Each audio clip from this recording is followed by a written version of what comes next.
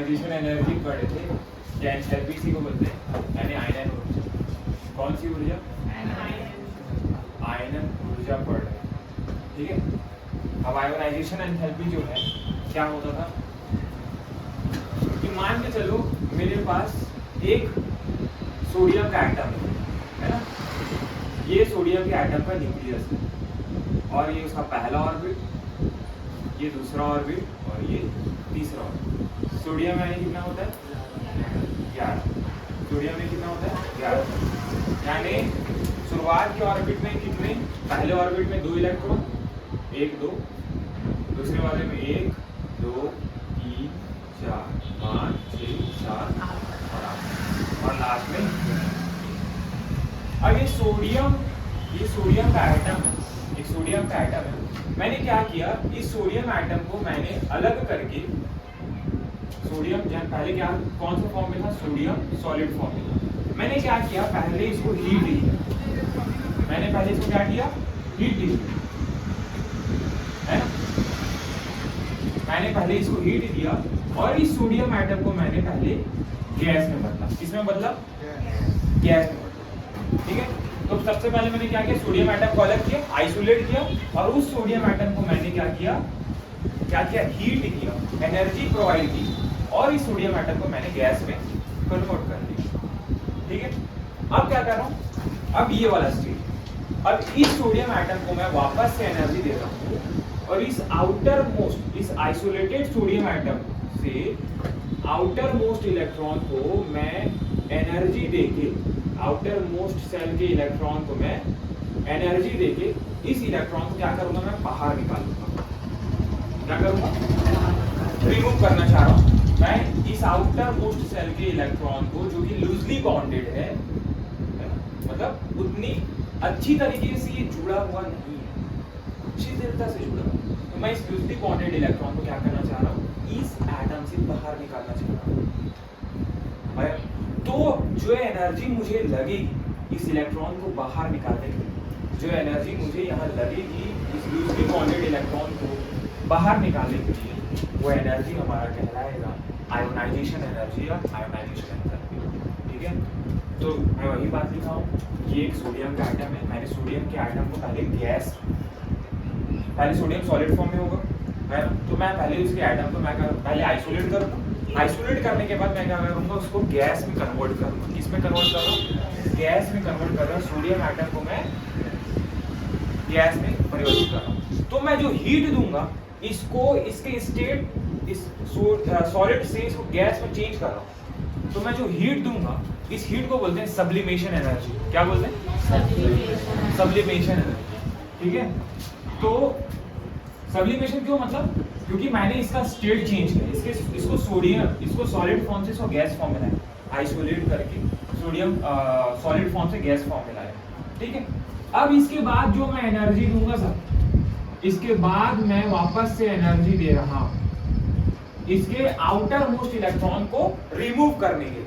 इस outermost, ये outermost shell है ना, yes sir, outermost cell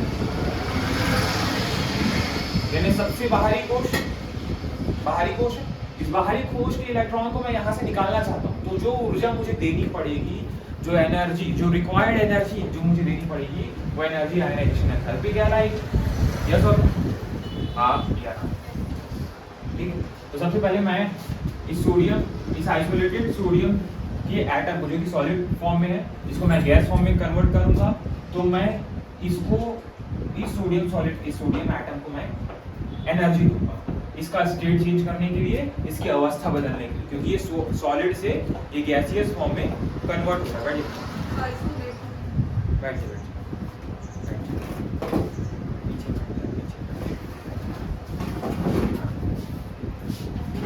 ध्यान रखना, उसमें टच ना हो क्योंकि वो गिर जाएगा, ठीक है। अब ध्यान दीजिए, मैंने इसका स्टेट चेंज किया, ये ठोस अवस्था से गैस अवस्था में परिवर्तित हुआ, सॉलिड फॉर्म से गैसियस फॉर्म में कन्वर्ट हो रहा है। तो जो एनर्जी मुझे लगेगी इसको सॉलिड फॉर्म से गैसियस फॉर्म में बदलने के लिए, उसको मैं सब्लिमेशन एनर्जी बोलूंगा। क्या बोलूंगा? ऊर्ध्वपातन की ऊर्जा, that is sublimation energy, sublimation energy, आया ना। Sublimation analysis. ठीक है, फिर इसके बाद इस आइसोलेटेड गैसियस एटम्स मैं क्या कर रहा हूँ, इसके आउटर मोस्ट सेल से इलेक्ट्रॉन बाहर कर रहा हूँ। तो मुझे जो एनर्जी लगेगी, मुझे जो रिक्वायर्ड एनर्जी, वो एनर्जी क्या कहलाएगी, आयोनाइजेशन एनर्जी। मैंने इस सोडियम को सोडियम प्लस में बदल दिया और इससे एक इलेक्ट्रॉन बाहर रिमूव कर दिया। तो यहाँ पर ये जो डेल्टा एच आई है इसकी हम बात करें, इस डेल्टा एच आई की जो बात करें, that is ionization energy, that is ionization energy यानी आयनन ऊर्जा, यही आयनन ऊर्जा। यस सर, समझ पा रहे, समझ पा रहे, हाँ यार ठीक है, समझ में आए। तो आइसोलेटेड गैसियस एटम के आउटर मोस्ट सेल से इलेक्ट्रॉन निकालने के लिए जो एनर्जी रिक्वायर्ड होगा वो आयोनाइजेशन एनर्जी कहलाएगा। ठीक है, the energy required to remove an electron from an isolated gaseous atom is called ionization energy. क्योंकि हम कहीं ना कहीं इस लाइन का मतलब नहीं समझ पाते, तो ये बोला आइसोलेटेड गैसियस एटम, तो सबसे पहले आपको उस एटम को गैस फॉर्म में कन्वर्ट करना पड़ेगा। अगर वो गैस फॉर्म में नहीं है तो आप तो गैसियस आइसोलेटेड गैसियस एटम के आउटर मोस्ट सेल से जो इलेक्ट्रॉन निकालने की जो रिक्वायर्ड एनर्जी है उसको हम आयोनाइजेशन एनर्जी, आयोनाइजेशन एनर्जी यानी आयनन ऊर्जा कहेंगे। Clear clear. तो इसको क्या करना है, इसको कन्वर्ट करना पड़ेगा पहले। तो मैं जो एनर्जी दूंगा वो सब्लिमेशन एनर्जी यानी ऊर्ध्वपातन की ऊर्जा, फिर ये गैसियस फॉर्म में बनेगा। अब इस गैसियस में याद रखना, हमको जो इलेक्ट्रॉन है वो गैस से निकालना है, गैसियस आइटम से निकालना है, क्योंकि वो खुद ही बोलता है अपने बोलना चाहिए अपनी डेफिनेशन में, आइसोलेटेड गैसियस आइटम यानी गैसियस आइटम से हम इलेक्ट्रॉन रिमूव कर रहे हैं। यस और हाँ यार, तो जो एनर्जी हमको लगेगी, जो एनर्जी, क्योंकि वो ऐसे तो नहीं निकालने वाला, क्योंकि इलेक्ट्रॉन तो उसका है ना, क्योंकि न्यूक्लियस उसको बांध के रखा है, पकड़ के रखा है ना, अट्रैक्शन फोर्स है ना, एक electrostatic attraction force. Yes sir, विद्युत आकर्षण बल, स्थिर विद्युत आकर्षण बल, यस सर, वो बांध के रखा है। तो हमको इसके यहाँ पास जो न्यूक्लियस और इसके बीच का जो अट्रैक्शन फोर्स है, इस अट्रैक्शन फोर्स को ब्रेक करना पड़ेगा, और इस अट्रैक्शन फोर्स को, इस अट्रैक्शन एनर्जी को तोड़ने के लिए हमको एक नई एनर्जी देनी पड़ेगी, यही एनर्जी हमारा आयोनाइजेशन एनर्जी। अब मैं इसके पेरियोडिक फ्रेंड्स के बारे में बात करूंगा, तब तक के लिए आप इतना नोट कर लीजिए, स्क्रीनशॉट नोट करो।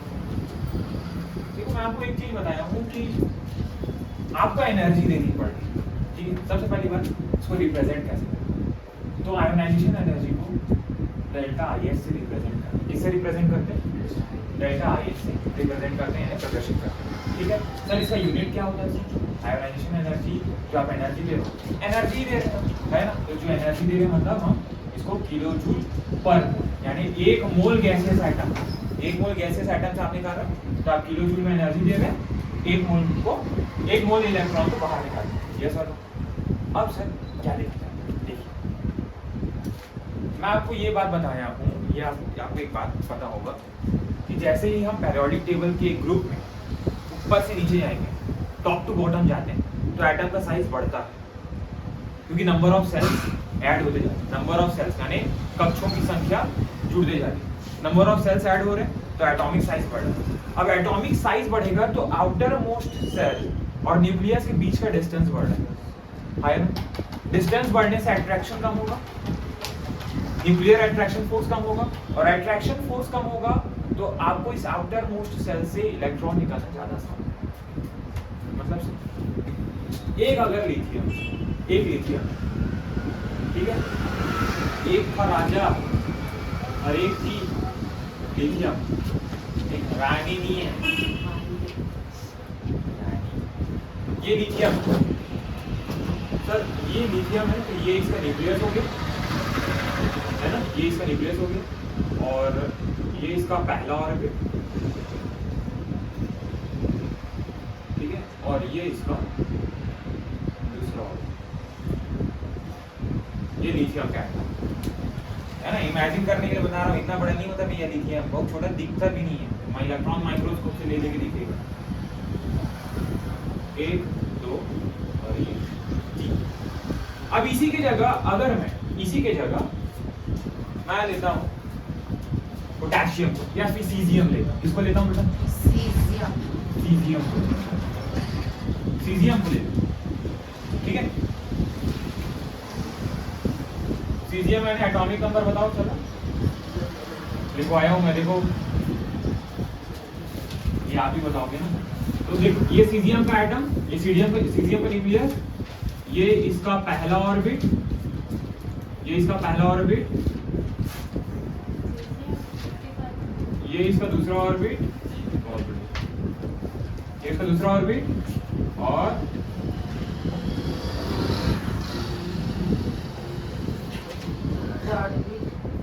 ये तीसरा ऑर्बिट,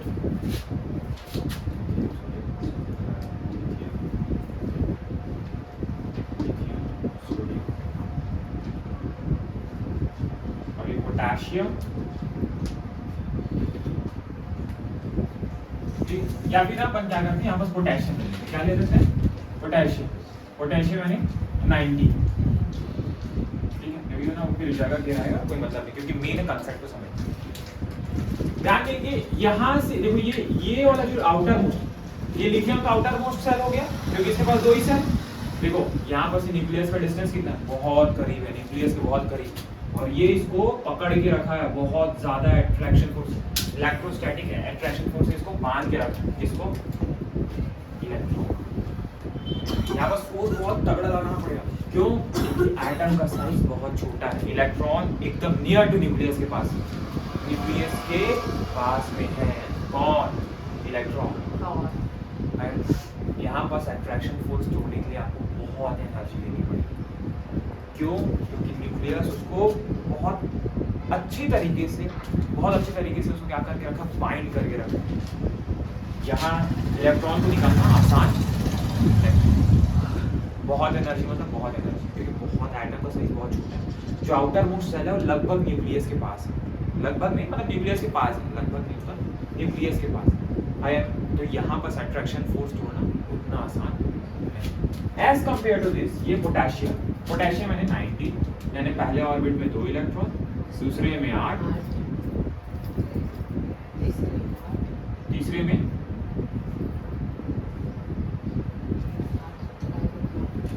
4, 5, 6, 7, 8,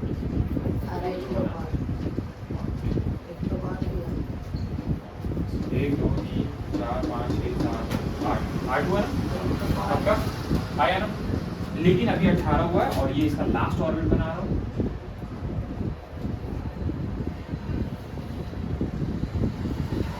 ये हो गया आपका बेटा पोटेशियम। अब ध्यान दो, ये इसका आउटर मोस्ट सेल, ये वाला ये इलेक्ट्रॉन, ये इसका outer most electron loosely bonded. कौन सा बॉन्डेड? लूजली, यानी बहुत ढीले तरीके से बंधा हुआ है, बहुत ढीले तरीके से बंधा। ध्यान दीजिए यहाँ बस ये न्यूक्लियस के पास है, ये आउटर मोस्ट इलेक्ट्रॉन है जो न्यूक्लियस के पास है, लेकिन सर यहाँ पर ये इसकी दूरी देखो, यहाँ पर डिस्टेंस केवल इतना, और यहाँ पर एटॉमिक रेडियस जो आउटर मोस्ट सेल और न्यूक्लियस के बीच का डिस्टेंस हुई बहुत ज्यादा दूर। तो क्या ये न्यूक्लियस अपना पूरे पावर से इसको खींच पाएगा?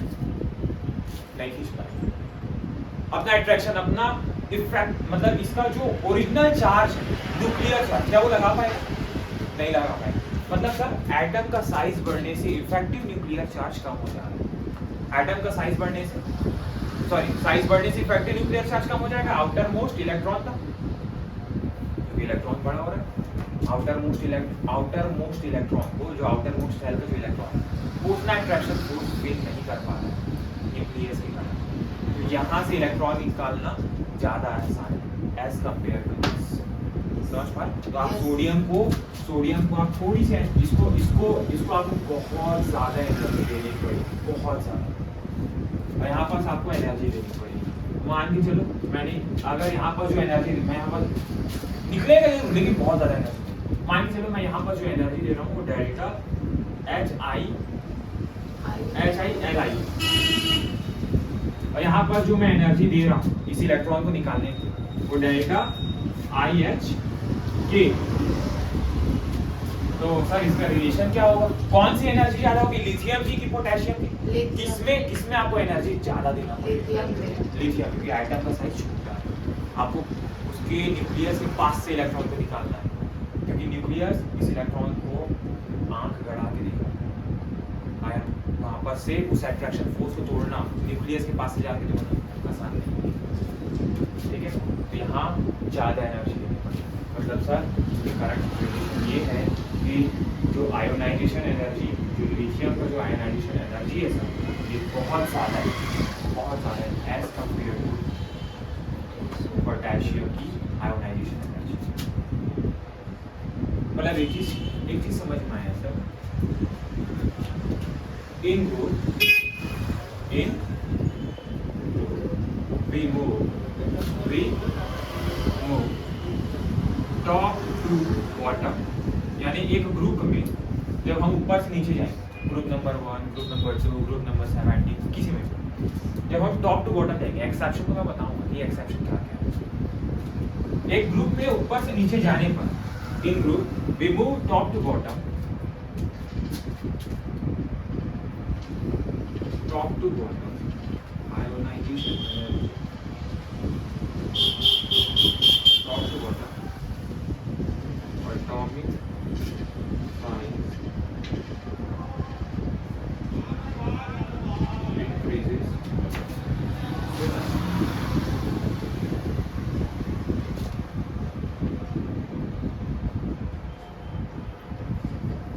ionization energy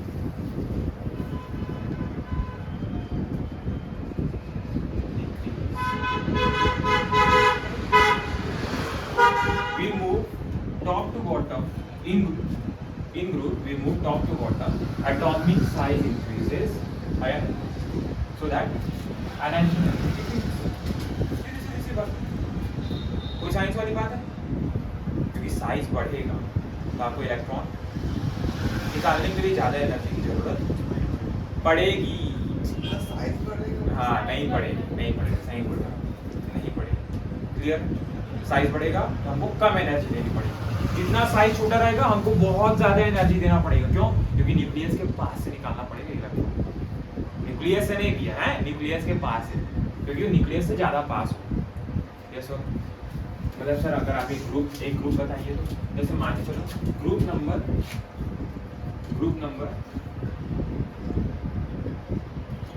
1, यानी ग्रुप नंबर 1 यानी कौन सा मेटल बेटा? Alkali earth metal, sorry alkali metal, ठीक है, क्षारीय धातु, एल्कली मेटल्स में क्या होता है sir? Lithium, sodium, potassium, rubidium, caesium and francium को हम नहीं ले रहे क्योंकि रेडियोएक्टिव एलिमेंट। अगर मैं बोलूं सर यहाँ एटॉमिक साइज, मतलब इसमें अगर रिलेशन मैं आपको बताऊं सीधी सी बात, तो आपको मैं ये बता देता हूँ कि आयोनाइजेशन जो एनर्जी है ये इनवर्सली प्रोपोर्शनल है एटॉमिक साइज की, इनवर्सली प्रोपोर्शनल है एटॉमिक साइज की, यानी एटॉमिक साइज के बढ़ने से आयोनाइजेशन एनर्जी क्या हो जाएगी? कम हो जाएगी। यानी हम जब जाते हैं ऊपर से नीचे जाएंगे तो एटॉमिक साइज इंक्रीज करता था, याद करो, क्योंकि नंबर ऑफ सेल्स बढ़ रहे थे ना, नंबर ऑफ सेल्स बढ़ने से एटॉमिक साइज इंक्रीज करेगा। तो आप बोल रहे हो सर एटॉमिक साइज के बढ़ने से आयोनाइजेशन एनर्जी कम रहती है। सीधी से बात भाई, न्यूक्लियस और आउटर मोस्ट सेल के बीच का डिस्टेंस बढ़ेगा, न्यूक्लियस और आउटर मोस्ट सेल के बीच का डिस्टेंस बढ़ेगा, मतलब अट्रैक्शन फोर्स घटेगा। आया इलेक्ट्रॉन और न्यूक्लियस का आउटर मोस्ट सेल और न्यूक्लियस इसे कम एनर्जी की जरूरत पड़ेगी, कम एनर्जी की जरूरत पड़ेगी। यस और नो?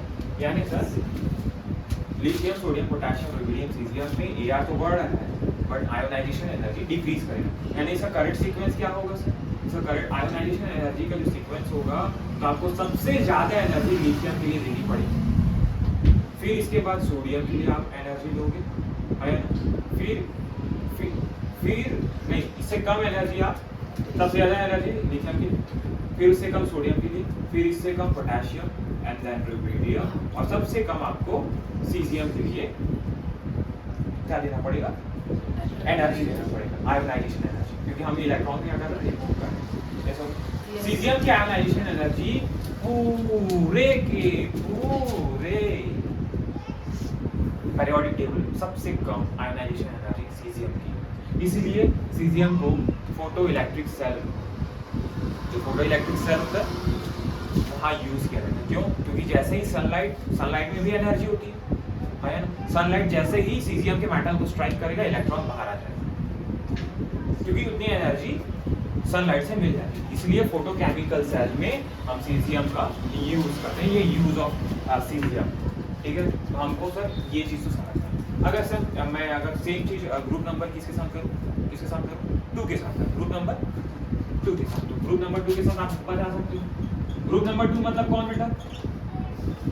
अल्कली अर्थ मेटल्स यानी क्षारीय मृदा धातु, अल्कली अर्थ मेटल्स यानी क्षारीय मृदा धातु, आया ना। तो इसमें कौन होता था? बेरिलियम होता था, आया ना। बेरिलियम के बाद मैग्नीशियम, के बाद कैल्शियम, फिर उसके बाद स्ट्रोंशियम यानी ऐसा, आया ना। फिर उसके बाद बेरियम, बेरियम। तो सर अगर हम टॉप टू बॉटम जाते थे, टॉप टू बॉटम जाते थे तो जो एटॉमिक साइज है वो इंक्रीज कर रहा था। एआर क्या होता था? इंक्रीज कर रहा था। तो सीधी एटॉमिक साइज बढ़ेगा तो न्यूक्लियस से डिस्टेंस बढ़ेगा आउटर मोस्ट से, यानी आयनाइजेशन एनर्जी कम होती जाएगी, आया ना। तो आयनाइजेशन एनर्जी का करेक्ट सीक्वेंस क्या होगा सर? तो सबसे ज्यादा आपको एनर्जी बेरिलियम में देनी पड़ेगी, फिर इससे कम मैग्नीशियम में, इससे कम कैल्शियम में, इससे कम स्ट्रोंशियम में, और सबसे कम किसमें देना पड़ेगा? ऊपर में लिख देना है बेरियम। सबसे कम एनर्जी किसमें देनी पड़ेगी बेटा? बेरियम। ये आयोनाइजेशन एनर्जी का सीक्वेंस है। यहाँ बस मैं डिक्रीजिंग ऑर्डर में जमाया हूँ आयोनाइजेशन एनर्जी। सबसे ज्यादा एनर्जी को पहले, फिर उससे कम और सबसे कम आएगा लास्ट, आयन। क्योंकि साइज बढ़ने से एनर्जी कम जाती है, आयरन ऊर्जा की मात्रा कम होती जाती है। ये सब ठीक है। तो ये था हमारा ग्रुप्स का ट्रेंड। सभी ग्रुप में यही फॉलो होगा कि हम टॉप टू बॉटम जाएंगे तो एटॉमिक साइज इंक्रीज करेगा, इसीलिए आयनाइजेशन एनर्जी क्या हो जाएगी? कम हो जाएगी। यस और नो? पक्का? ये स्टेटमेंट सही लिखा है कि गलत लिखा है? सही लिखा है। कोई दिक्कत है? नहीं है ना। अंग्रेज लोगों से पूछ रहा हूँ भैया, और हिंदी मीडियम वाला को समझ में आ रहा है? ठीक है ना। जब हम एक समूह में ऊपर से नीचे जाते हैं तो आयोनाइजेशन एनर्जी क्या हो जाएगी? कम होगी, क्योंकि परमाणु की त्रिज्या बढ़ती है, या परमाणु का आकार बढ़ता है। आयन मैंने क्या किया, मैं आपको एग्जाम्पल ही दिखाता हूँ। ठीक है, आपके बुक में किसी का एग्जाम्पल दिया है, देखो इधर ध्यान दो। एक आइसोलेटेड गैसियस एटम, मान के चलो गैसियस एटम एक्स, ठीक है, कोई गैसियस एटम क्या है? एक्स, एक गैसियस एटम, ठीक है। तो मुझे क्या देना पड़ेगा? एनर्जी देना पड़ेगा, एनर्जी देना पड़ेगा। ये सुन, क्या देना पड़ेगा मुझे? एनर्जी देना पड़ेगा। तो सर मैं यहाँ पर मान के चलो मैं डेल्टा IH आयोनाइजेशन एनर्जी दे रहा हूँ। मैंने इसको क्या बोल देता हूँ? मैं इसको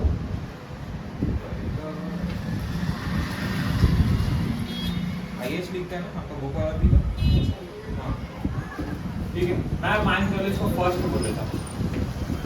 इस आइसोलेटेड गैसियस एटम से ध्यान दो, इस आइसोलेटेड गैसियस एटम के आउटर मोस्ट सेल से मैं इलेक्ट्रॉन निकालने के लिए मुझे डेल्टा IH1 एनर्जी देनी पड़ी, डेल्टा IH1 है ना आयन। तो ये क्या हो जा रहा है? ये अब कैटायन में कन्वर्ट हो जा रहा है, ये इलेक्ट्रॉन बाहर निकल रहा है, किसमें कन्वर्ट हो जा रहा है? और ये इलेक्ट्रॉन बाहर है। इसको मैं आयोनाइजेशन एनर्जी फर्स्ट बोल देता हूँ। आयन, ये आयोनाइजेशन एनर्जी क्या है? यहाँ पर जो आयोनाइजेशन एनर्जी दी है उसको मैं क्या बोल दिया? फर्स्ट बात है, ठीक है। अब क्या किया मैं? इसी कैटायन इसमें और भी इलेक्ट्रॉन्स है, इसमें और भी इलेक्ट्रॉन्स है ना, मैं इसी कैटायन से, इसी गैसियस कैटायन, कैटायन यानी धन आयन बेटा। जब भी एक एलिमेंट पर प्लस चार्ज होता है, पॉजिटिव चार्ज होता है, तो हम उसको कैटायन बोलेंगे, धन आयन बोलेंगे। अब मैं इस कैटायन से क्या कर रहा हूँ? मैं अगेन फिर से मैं इलेक्ट्रॉन निकाल रहा हूँ। आउटर मोस्ट सेल से अगर निकल चुका है तो अब मैं अंदर वाले सेल से इलेक्ट्रॉन निकाल रहा हूँ, ठीक है। तो फिर से मैंने वापस से अंदर से इसको एनर्जी दी, इसको मैं डेल्टा IH2 बोल देता हूँ। यहाँ पर वापस से मैंने इससे एक इलेक्ट्रॉन बाहर निकाला, तो पहले से एक प्लस, वापस एक और इलेक्ट्रॉन निकालोगे तो क्या हो जाएगा? 2 प्लस हो जाएगा। क्या हो जाएगा? 2+ हो जाएगा और एक इलेक्ट्रॉन फिर से बाहर आ जाएगा। मान चलो मैंने इसको आयनाइजेशन एनर्जी क्या बोल दिया, थर्ड, सॉरी सेकंड, क्या बोल दिया, सेकंड। फिर से मैं इस जो 2+ वाला जो आइसोलेटेड गैसेस एटम, ये X2+,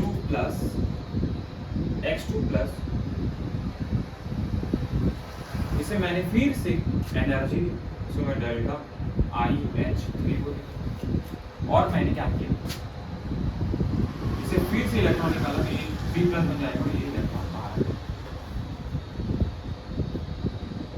ये आयोनाइजेशन एनर्जी।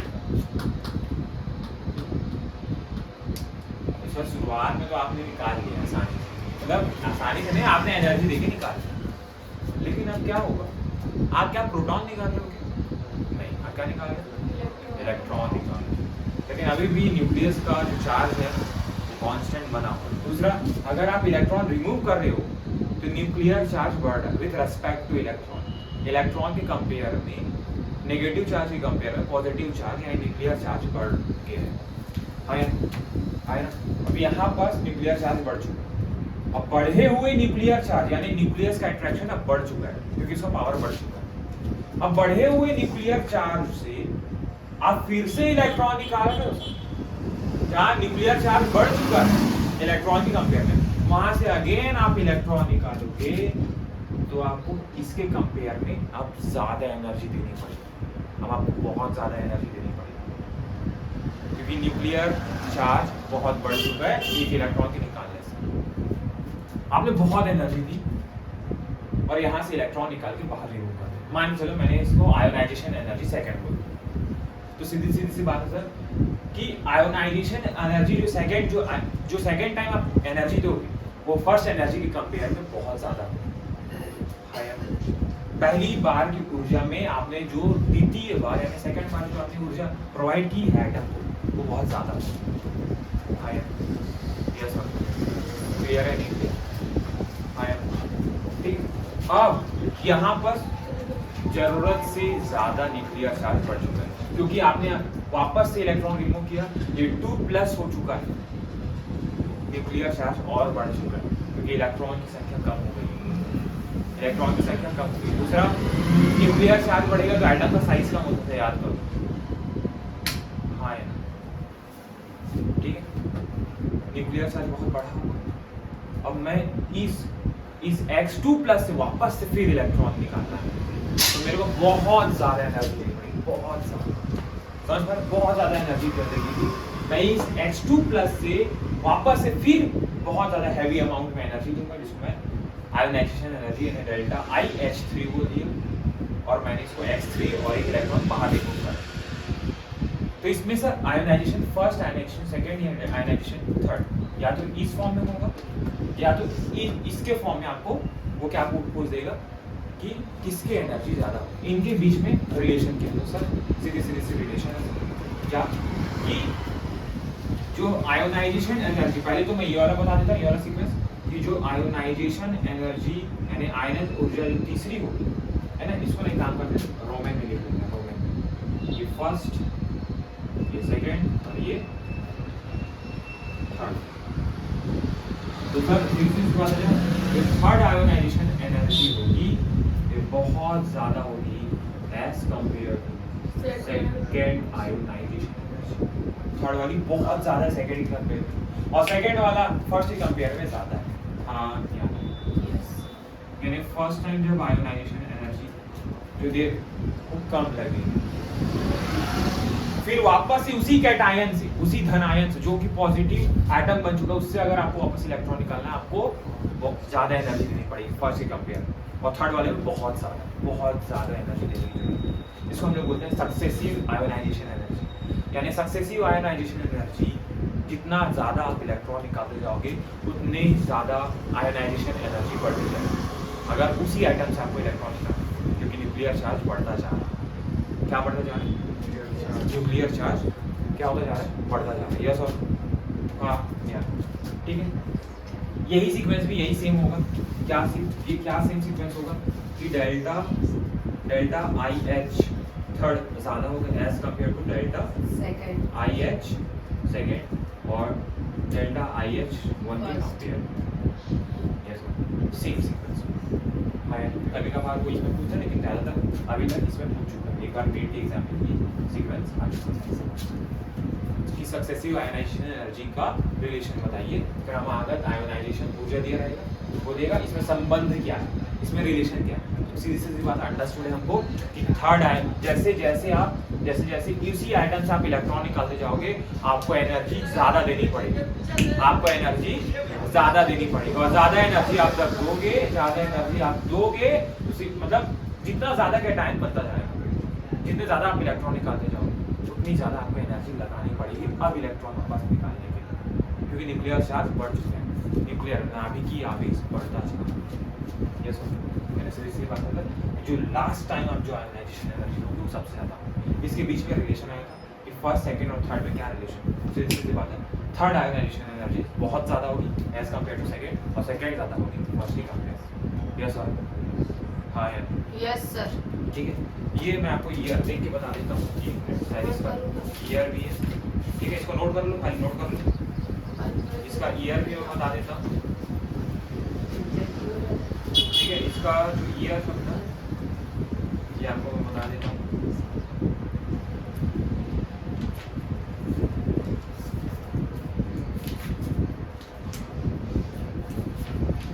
कौन से वाले में आया है ये, या तो अगर ये ऐसा नहीं आया है ना, एक बार आ चुका है तो ये क्या करेगा, ये वर्डिंग्स में बनाएगा।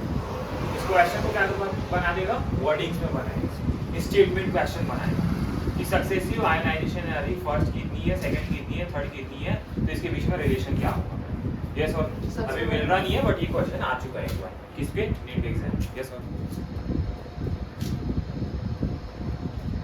अब कौन कौन से फैक्टर्स हैं, कौन कौन से ऐसे फैक्टर्स हैं जो आयोनाइजेशन एनर्जी को अफेक्ट करते हैं, कौन कौन से ऐसे फैक्टर।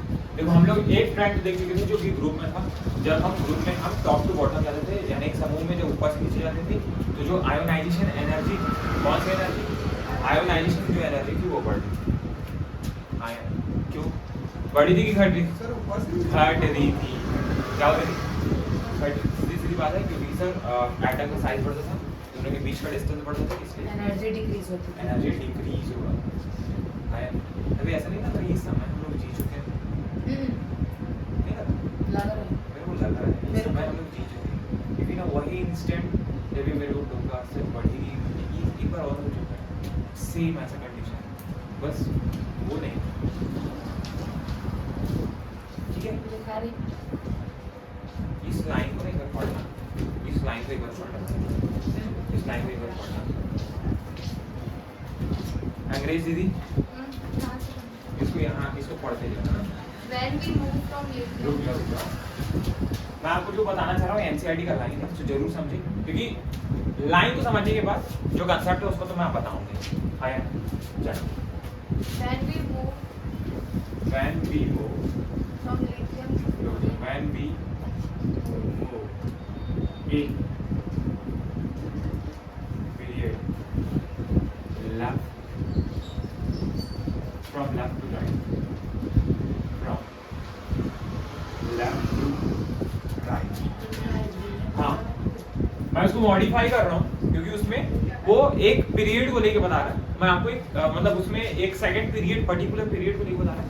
मैं आपको केवल और केवल जो उसका ट्रेंड है, जो पेरियोडिक ट्रेंड, जो आवर्ती गुण, उसको मैं लेके बताऊंगा, हिंदी में भी लिखूंगा। बोल बोल। lithium to fluorine, हाँ across the second period, हाँ successive electrons are added to हाँ।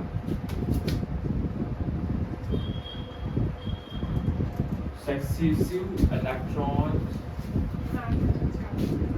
are added to, बात ना करें, added to orbitals in the same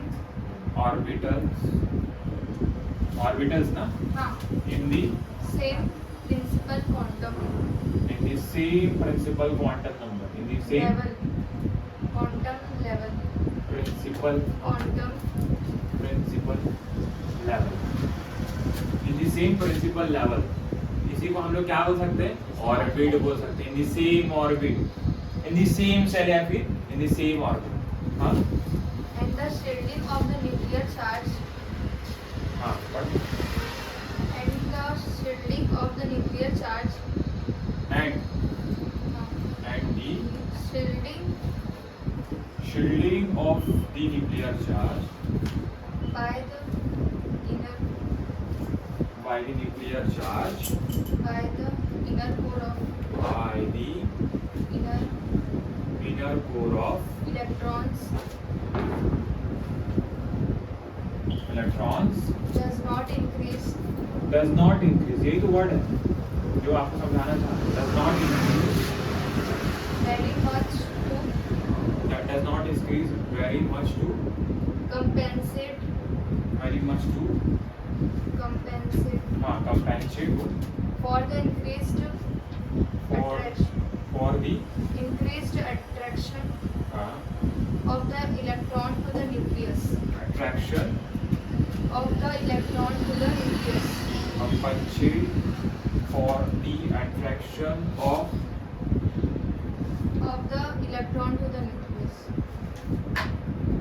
electron to the nucleus यानी सीधी सीधी बात है electron to the nucleus। मैं आपको वो लाइन बता रहा हूँ जिस लाइन से क्वेश्चन बनेगा। ये लाइन वो लाइन है जहाँ से स्टेटमेंट बनेंगे और स्टेटमेंट अगर बने तो बच्चा यहाँ पर फंसेगा। क्यों? क्योंकि यहाँ पर line When we move in period, जब हम एक आवर्त में जाएंगे, कहाँ से लेफ्ट टू राइट जाएंगे, एक आवर्त में दाएं से बाएं जाएंगे, हम बाएं से दाएं जाएंगे, कहाँ से बाएं से दाएं आया ना, तो क्या होगा, क्या हो रहा है, एक ही ऑर्बिट होता है। मैं मान के चलो सेकंड ऑर्बिट, सेकंड पीरियड में जा रहे हैं, सेकंड पीरियड मतलब सब एटम के पास दो ऑर्बिट और उसी दूसरे ऑर्बिट में इलेक्ट्रॉन, याद करो एटॉमिक साइज में पढ़ा है, उसी दूसरे ऑर्बिट में इलेक्ट्रॉन फील होते जाएंगे। कि क्या केवल इलेक्ट्रॉन फील हो रहा है? क्या केवल इलेक्ट्रॉन फील होता है? नहीं, लिथियम फिर उसके बाद beryllium, boron, carbon, nitrogen, oxygen, fluorine, ion, यहाँ जाते जाते न्यूक्लियर चार्ज भी बढ़ता है, नंबर ऑफ प्रोटॉन्स बढ़े हैं, आयन, यानी लेफ्ट से राइट जाने पर न्यूक्लियर चार्ज बढ़ता है। उसी सेकंड ऑर्बिट में इलेक्ट्रॉन आ रहे हैं, न्यूक्लियर चार्ज बढ़ रहा है, तो एटॉमिक साइज डिक्रीज होता था। याद करो, एक पीरियड में लेफ्ट से राइट जाते थे तो एटॉमिक साइज डिक्रीज होता था, परमाणु की त्रिज्या कम होती थी। परमाणु की त्रिज्या कम क्यों हो रही है? क्योंकि न्यूक्लियर इफेक्ट बढ़ रहा है। जहाँ न्यूक्लियर इफेक्ट कम है वहाँ लोग बढ़े, जैसे कि लिथियम बढ़ा जबकि उसमें 3 इलेक्ट्रॉन है मात्र। क्यों बढ़ा? क्योंकि न्यूक्लियर चार्ज है ही कम है एक हिसाब से, बाकी कंपेयर है। फ्लोरीन में जाओगे 9 प्रोटॉन, कितने प्रोटॉन? 9। न्यूक्लियर चार्ज बहुत बढ़ा हुआ है, इसलिए एटम का साइज बहुत छोटा है, फ्लोरीन का साइज बहुत छोटा है। यस और हाँ या ना? क्लियर है नहीं क्लियर? आया ना? तो लेफ्ट से राइट जाएंगे तो क्या हो रहा है? एटॉमिक साइज डिक्रीज कर रहा है, एटॉमिक साइज डिक्रीज कर रहा है। क्यों डिक्रीज कर रहा है? क्योंकि इफेक्टिव न्यूक्लियर चार्ज, क्योंकि प्रभावी नाभिकीय आवेश बढ़ता है। इफेक्टिव न्यूक्लियर चार्ज लेफ्ट से राइट जाएंगे तो इफेक्टिव न्यूक्लियर चार्ज बढ़ेगा, क्योंकि ऑर्बिट सेम हो जा रहा है। ऑर्बिट सेम होने से एटम का साइज क्या हो रहा है? छोटा होता जा रहा है। एटम का साइज छोटा हो रहा है। एटम का अगर साइज छोटा होगा तो न्यूक्लियस के ज्यादा पास होगा इलेक्ट्रॉन। न्यूक्लियस, एटम का साइज छोटा हो रहा है, न्यूक्लियस के ज्यादा पास जाएगा इलेक्ट्रॉन, और न्यूक्लियस के ज्यादा पास जाएगा इलेक्ट्रॉन, तो इलेक्ट्रॉन निकालने के लिए आपको ज्यादा एनर्जी लगानी पड़ेगी। इलेक्ट्रॉन को बाहर निकालने के लिए आपको ज्यादा एनर्जी लगानी पड़ेगी। We move in period from left to right. Successive electron are added. यानी जो सक्सेसिव इलेक्ट्रॉन है, जो आने वाले इलेक्ट्रॉन है वो ऐड होते जा रहे हैं two orbitals in the same principal level orbit. यानी एक ही ऑर्बिट में दूसरे ऑर्बिट में इलेक्ट्रॉन आते जा रहे हैं। पहले जैसे लिथियम मैंने 3, यानी एक शुरुआत में 2, फिर उसके बाद लास्ट में 1, लास्ट में वो लास्ट में जब तक 8 इलेक्ट्रॉन नहीं होगा तब तक दूसरे ऑर्बिट में ही रहते हैं इलेक्ट्रॉन। अभी फील करा, ठीक है? तो क्या हो रहा है? In the same principal orbit, the shielding of a nuclear charge by the inner core of electron does not increase. क्यों इंक्रीज भाई? अंदर में तो केवल 2 ही इलेक्ट्रॉन, तो कहाँ से न्यूक्लियस का शील्डिंग इफेक्ट बढ़ेगा? शील्डिंग इफेक्ट क्या होता है? शील्डिंग इफेक्ट क्या होता है? शील्ड मतलब क्या होता है?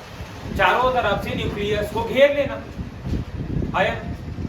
तो न्यूक्लियर शील्डिंग क्या हो रहा है? कम हो जा रहा है, क्योंकि उतनी इलेक्ट्रॉन ही नहीं है। तो मल्टी इलेक्ट्रॉन एटम में होता है ना शील्डिंग इफेक्ट या स्क्रीनिंग इफेक्ट, कि नाभिक को चारों ओर से ढक लेंगे। बैठिए नाभिक को चारों ओर से ढक लेंगे, न्यूक्लियस को चारों ओर से ढक लेंगे, तो आउटर मोस्ट सेल तक न्यूक्लियस का जो अट्रैक्शन है पहुंच नहीं पाता है, क्योंकि इनर इलेक्ट्रॉन के कारण इलेक्ट्रॉन रिपल्शन हो जाता है। वो एक शील्ड की तरह काम करते हैं, जिसके कारण आउटर मोस्ट इलेक्ट्रॉन पर क्या नहीं पहुंच पाता? अट्रैक्शन, जिसके कारण इलेक्ट्रॉन दूर भागने लगता है और एटम का साइज बढ़ जाता है। स्क्रीनिंग इफेक्ट के बढ़ने से एटम का साइज बढ़ जाता है, परिरक्षण प्रभाव का। लेकिन यहाँ क्या हो रहा है? यहाँ तो स्क्रीनिंग इफेक्ट ही नहीं आ रहा, क्योंकि सेम ऑर्बिट है, सेम ऑर्बिट है ना, सेम ऑर्बिट से इलेक्ट्रॉन निकाल ऐड हो रहा है ना। है तो ये लिखा है the shielding of a nuclear charge by the inner core electron does not increase, यानी शील्डिंग इफेक्ट इंक्रीज नहीं हो रहा very much to compensate for a attraction of electron towards the nucleus. Compensate यानी कम करना, यही होता है ना, मतलब कि कोई दूसरा होता है। क्या होता है कंपनसेट? क्या होता है? अंग्रेजी लोग बताएं क्या क्या? गूगल ना देखो, अरे बेवकूफ, सीधी सीधी बात है, एक ही ऑर्बिट में इलेक्ट्रॉन आ रहा है, तो आपको शील्डिंग इफेक्ट ज्यादा देखने को नहीं मिल रहा है। शील्डिंग इफेक्ट नहीं होगा, शील्डिंग इफेक्ट अगर नहीं होगा तो न्यूक्लियस और इलेक्ट्रॉन के बीच का जो अट्रैक्शन है, न्यूक्लियस और इलेक्ट्रॉन के बीच का अट्रैक्शन कौन कम करता है? शील्ड। वो शील्ड ही नहीं है, वो शील्ड ही नहीं है, तो कहाँ से कंपेयर कम, कहाँ से कम हो? यानी यहाँ पर वही लिखा है, क्या लिखा है? The shielding of inner nuclear charge of inner core of electron does not increase very much to compensate the attraction of electron and nucleus. यानी शील्डिंग इफेक्ट इतना इंक्रीज नहीं कर पाता कि वो इलेक्ट्रॉन और न्यूक्लियस के बीच के अट्रैक्शन को तोड़ सके या कम कर सके। कंपनसेट यानी कम करना। ये सब समझ पा रहे? हाँ यार सर, फील करा सर, फील कर। मान के चलो सेकंड पीरियड हो जाए। कौन सा पीरियड? Second period. कौन सा पीरियड है बेटा? हाँ यार, कहाँ के वाला बुक दिखा तो, दिखा। इसमें नहीं दिया कि सेकंड वाला ही दिया। Remove the lithium chlorine in the second period। अब सेकंड पीरियड है, देखो ध्यान देखो, हम लोग सेकंड पीरियड में जा रहे हैं। जब सेकंड पीरियड में है तो सबसे छोटा एटम कौन, सबसे बड़ा एटम कौन? Lithium ion. फिर लिथियम के बाद कौन आएगा बेटा? बोलो। बेरिलियम। बेरिलियम के बाद बोरॉन। बोरॉन के बाद कार्बन। कार्बन के बाद हाइड्रोजन के बाद ऑक्सीजन। ऑक्सीजन के बाद क्लोरीन। हाँ, मेरे को ही पता था। ठीक है। ये न्यूक्लियस,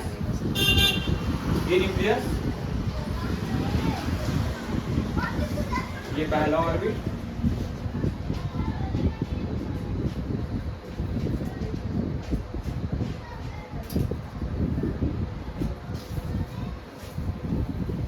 शुरुआत में 2 इलेक्ट्रॉन,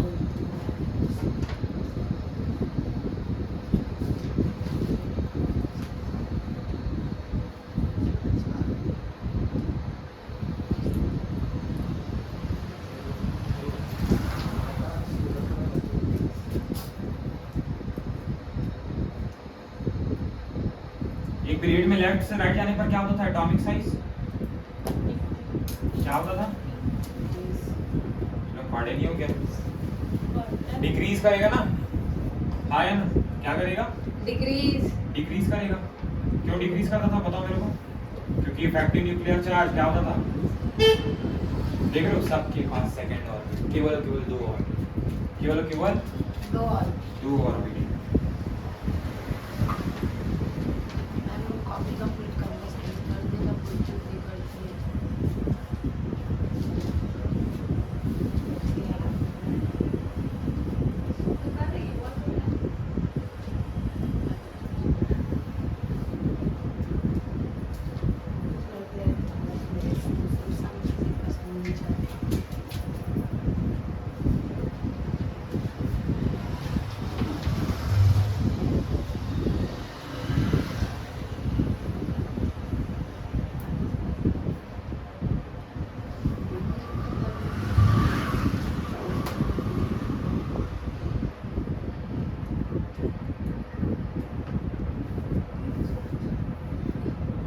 क्या हो रहा है, क्या दिखने मिल रहा है सर, ये लिथियम है सर, लिथियम के पास कितना इलेक्ट्रॉन है सर, 3 इलेक्ट्रॉन, 1 2 और ये 3 सर। ये सर बेरिलियम है, बेरिलियम के पास 2 और बाहर में भी 2 इलेक्ट्रॉन।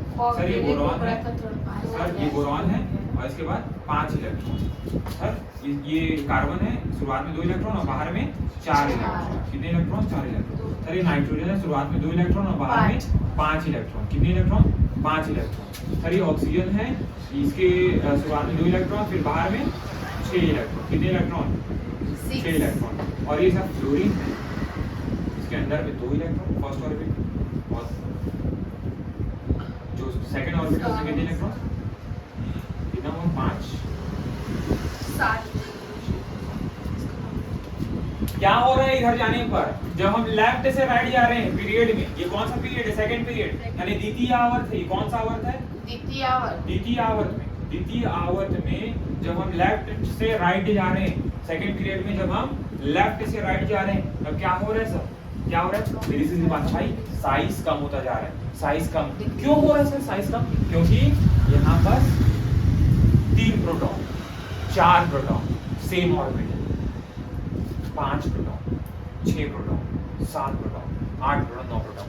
न्यूक्लियर चार्ज बढ़ता जा रहा है, इसलिए वो न्यूक्लियर चार्ज बढ़ेगा तो आउटर मोस्ट ऑर्बिट के सेल्स को, यानी 9 प्रोटॉन 8 प्रोटॉन चारों ओर से फोर्स लगा के सभी इलेक्ट्रॉन को खींचेंगे, तो क्या होगा, शेल अंदर आएगा, सेल अंदर खींचाएगा, आउटर मोस्ट सेल।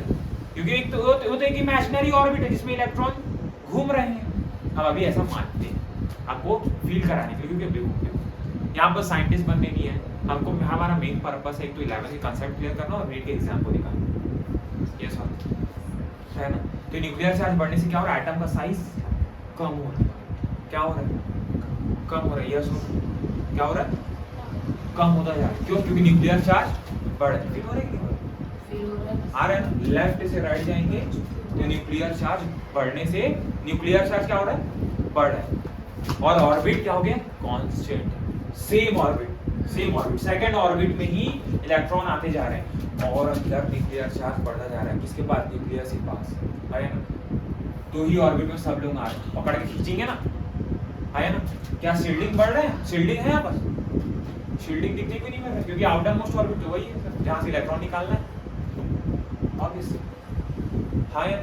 तो शील्डिंग इतना नहीं बढ़ पा रहा है, होगा थोड़ा बहुत, लेकिन इतना बढ़ पा रहा है कि क्या ये आउटर मोस्ट ऑर्बिट और ये न्यूक्लियस के बीच के अट्रैक्शन फोर्स को कम कर, बस सर मतलब आप जब आप लेफ्ट से राइट जाएंगे तो न्यूक्लियर चार्ज जो है सर, कौन सा चार्ज, न्यूक्लियर चार्ज जो है सर, यानी नाभिकीय आवेश क्या हो रहा है, इंक्रीज कर रहा है, क्योंकि सेम ऑर्बिट में उसी कक्ष में कक्ष की संख्या समान बनी हुई है, इलेक्ट्रॉन आने जा रहे हैं, लेकिन न्यूक्लियर चार्ज क्योंकि प्रोटॉनों की संख्या बढ़ रही है,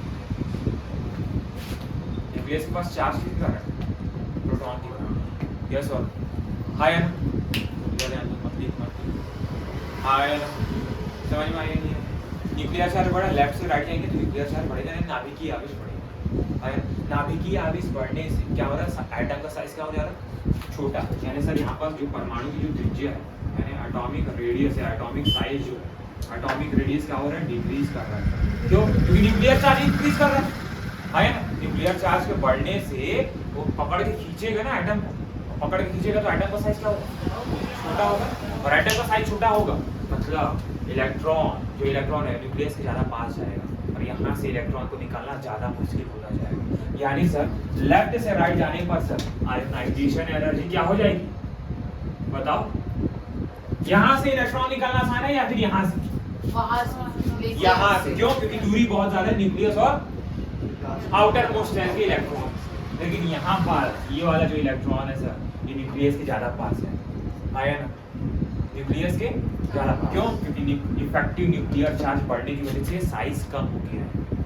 याद करो मैं आपको बताया था लेफ्ट से राइट जाएंगे एटॉमिक साइज डिक्रीज करेगा। क्यों? क्योंकि न्यूक्लियर चार्ज बढ़ रहा है, न्यूक्लियर चार्ज बढ़ेगा इसीलिए ज़्यादा पास जाएगा वो न्यूक्लियस के इलेक्ट्रॉन और आयोनाइजेशन एनर्जी आपको ज़्यादा लगानी पड़ेगी। क्या लगानी पड़ेगी? बहुत ज़्यादा लगानी पड़ेगी। आयोनाइजेशन एनर्जी क्या हो जाएगा? आयोनाइजेशन एनर्जी बढ़ जाएगा। क्या हो जाएगा? इंक्रीज करेगा। यस और आयोनाइजेशन एनर्जी क्या होगा? इंक्रीज करेगा, है ना? सो हम लोग लिख सकते हैं we move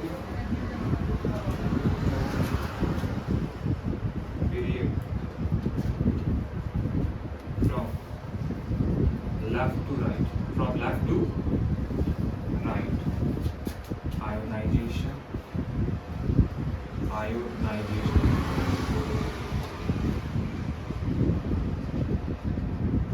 energy increases. Yes और नो बेटा? समझ पा रही समझ? यानी जब हम एक पीरियड में लेफ्ट से राइट जाएंगे तो आयोनाइजेशन एनर्जी क्या होगी? इंक्रीज करेगी। मैं कारण बता दिया क्या क्या कारण है सर? साइज छोटा हो रहा है। क्यों साइज छोटा हो रहा है? सबसे बड़ा कारण है nuclear charge. Principal quantum number मतलब भाई प्रिंसिपल क्वांटम ये नंबर ऑफ सेल्स है ना, नंबर ऑफ सेल्स क्या होता था? प्रिंसिपल क्वांटम नंबर आया ना, n को रिप्रेजेंट कर रहा है। सेकंड पीरियड मतलब उसके पास केवल दो ऑर्बिट। थर्ड पीरियड का मतलब उन सारे एटम जितने थर्ड पीरियड में आए उनके पास कितने ऑर्बिट है? केवल तीन ऑर्बिट, तीन सेल्स। इसके पास केवल सेकंड पीरियड है मतलब केवल दो सेल्स हैं। कितने सेल्स? दो सेल्स। यस और हाँ यार। तो जैसे ही हम लेफ्ट से राइट जाएंगे हमारा एटॉमिक साइज क्या होगा? डिक्रीज करेगा। क्या करेगा? डिक्रीज। यस हाँ यार। तो सर इसको एक बार आप लोग नोट कर लेना, ठीक है? लेकिन सर अगर मैं क्वेश्चन बताऊं, एक क्वेश्चन बताता हूं सर, ठीक है? अगर मेरे को बोल देगा सर आयोनाइजेशन एनर्जी का करेक्ट सीक्वेंस क्या होगा? सबसे पहले मैं आपको लिथियम ले लेता हूँ, बेरिलियम, बोरॉन, कार्बन। नहीं आपको मैं पहले ये नॉर्मल ट्रेंड दिखाता हूँ आपको। लिथियम, बेरिलियम, ठीक है? Lithium, beryllium, boron. ये समझ में आए? एक पीरियड में जब लेफ्ट से राइट जाओगे तो क्या होगा? आयोनाइजेशन एनर्जी क्या होगा? डिक्रीज करेगा। क्या करेगा? डिक्रीज करेगा। यस और इंक्रीज करेगा। सॉरी मैं क्या बोल, इंक्रीज करेगा। यस और यानी मैं एक बात बताऊं, लिथियम की आयोनाइजेशन एनर्जी ज्यादा होगी या फिर फ्लोरीन? किसकी आयोनाइजेशन एनर्जी ज्यादा होगी? ऑब्वियसली बात है दुनिया का सबसे ज्यादा इलेक्ट्रोनेगेटिव है। क्यों? क्योंकि एटम का साइज बहुत छोटा है, न्यूक्लियर इफेक्ट बहुत ज्यादा है, यानी दूसरे के इलेक्ट्रॉन को भी खींचने की शक्ति रखता है। दूसरे के मतलब पेट भरने के बाद बाजू भी देखेगा। जैसे माही करती है उसके साथ खाएगी, उसका खत्म हो गया ना तो बाजू देखेगी। जैसे वो नहीं देख रही होगी ना झपट्टा मार देगी। समझ पा रही? बात कर दूंगी भाई, यहाँ पर बेइज्जती मत करो। तो लिथियम और फ्लोरीन किसकी आयोनाइजेशन एनर्जी ज्यादा होगी सर? बताओ। फ्लोरीन, क्योंकि वो उसका न्यूक्लियर चार्ज बहुत ज्यादा है और एक ही पीरियड में हम लेफ्ट से राइट जाएंगे तो न्यूक्लियर चार्ज बढ़ेगा। लेकिन सर मैं तीनों को कंपेयर करूँ, लिथियम, कार्बन और कार्बन के बाद नाइट्रोजन और नाइट्रोजन के बाद फ्लोरीन, अगर मैं ऐसा कंपेयर करूँ तो सीधी सीधी बात है सर फ्लोरीन की आयोनाइजेशन एनर्जी बहुत ज़्यादा होगी क्योंकि न्यूक्लियर चार्ज बहुत छोटा साइज है, आया ना? फिर इसके बाद किसकी होगी बेटा? फ्लोरीन के बाद नाइट्रोजन, फिर इसके बाद लिथियम की सबसे कम, क्योंकि एटॉमिक साइज बड़ा है। क्यों बड़ा है? क्योंकि न्यूक्लियर चार्ज है नहीं ज़्यादा, तीन प्रोटॉन और 3 इलेक्ट्रॉन, इसलिए फैल के बैठे हम लोग आसानी से खुला सांड टाइप के घूमते हैं। मतलब सर मैं आपको पहले ही बताया, एटॉमिक साइज के इंक्रीज करने से आयोनाइजेशन एनर्जी कम होती है, यानी एटॉमिक साइज के डिक्रीज करने से आयोनाइजेशन एनर्जी इंक्रीज करेगी। Ion if atomic size increases, ionization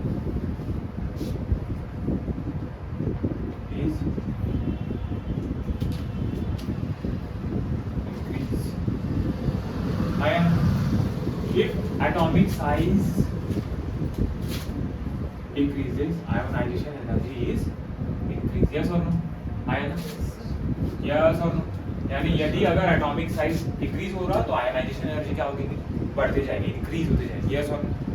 fine and clear.